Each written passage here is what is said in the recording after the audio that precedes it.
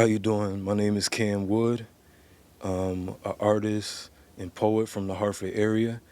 A good friend of mine, Jasmine, she asked me to come through and read an excerpt of Blues and Ballads of a Black Yankee by James Overton Rogers, and also do a piece of my own.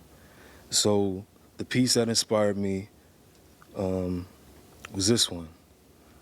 I gotta see my way free. I gotta shake this misery. Gotta get this weight off my back. That's where it's at. That's where it's at.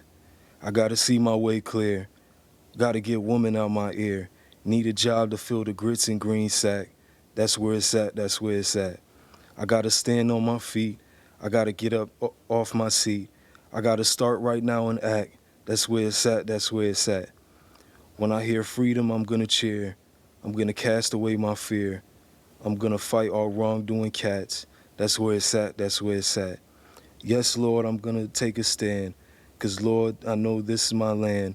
Oh Lord, today I'm proud and black. That's where it's at. That's where it's at. So that was from J. Overton Rogers. And for me, there's a war in my mind, war in my soul, and war in my heart. It's a war you might not understand, but it's tearing me apart. Should go see a therapist, but instead I'll probably do what's cheaper. Get with my people, self-medicate with liquor and reefer. See, there's a war you can't see, but one that I could feel. You shoot down my case for cause, but the effects are real. I walk around with the mentality, I gotta be made of steel. The world is out to get me, I don't complain, I keep it real. I click on the TV screen and always see people like me dying. People march through the streets stressed out, anxious and crying. Since back in the day we fight for our freedom and riot. It's still happening. Why you expect us to be quiet? We just ask the matter, but instead you look at us in awe. Our basic rights of justice aren't held up in the court of law. Every mother terrified their baby won't make it back. We train our kids to know that they're a target because they black. We train our kids to work twice as hard to be half as great. We trained our kids they rather see us making license plates. We trained our kids the entire system is probably rigged and not to trust a cop, a fed, or a pig. Because they play God with the metal thing that's on the hip. You reach for it when you see the width of my nose, the plumpness of my lips. It's a war on my mind, war on my soul, and war on my heart. You might not understand, but it's tearing me apart. Thank you. It wasn't one I was used to, just for the simple fact that, you don't really hear stuff like this about like the Northeast region. You know what I mean? Something that you might have a conversation about it like in your home, but outside and written down in paper on someone who's, even to know that he's from the North and somebody who's walked the same streets as you and kind of understands the mentality that you have is very eye opening in a way. And what's more eye opening is the fact that I feel the way I do in 2021, and this was 65. Like that's probably even more eye opening to me.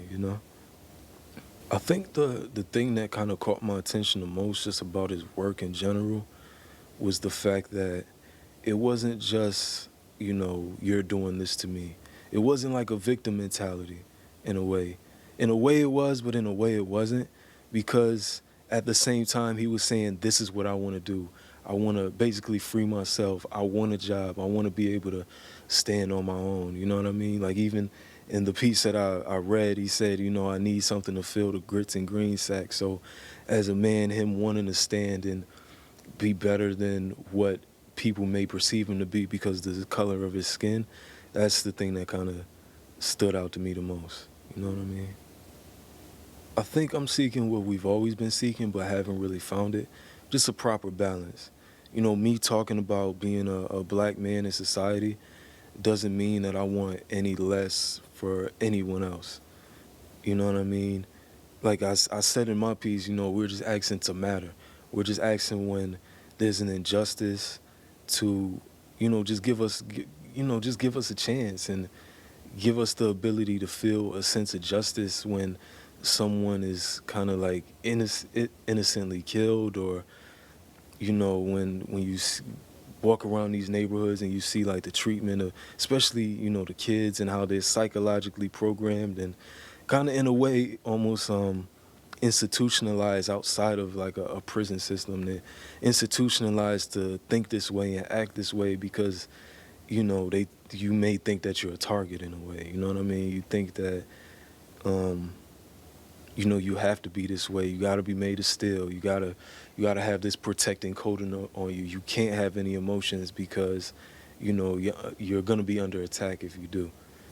One of the main things that I love to see, it might be kind of like off topic, but to see like a young black girl just wear her afro out, like, you know, to wear their dreads, or I don't know why hair, you know, was so important, but it's a sense of freedom, you know what I mean, and non-conformity to what they may want us to be, you know what I mean, and I think that's what I want to see more of that, I would say.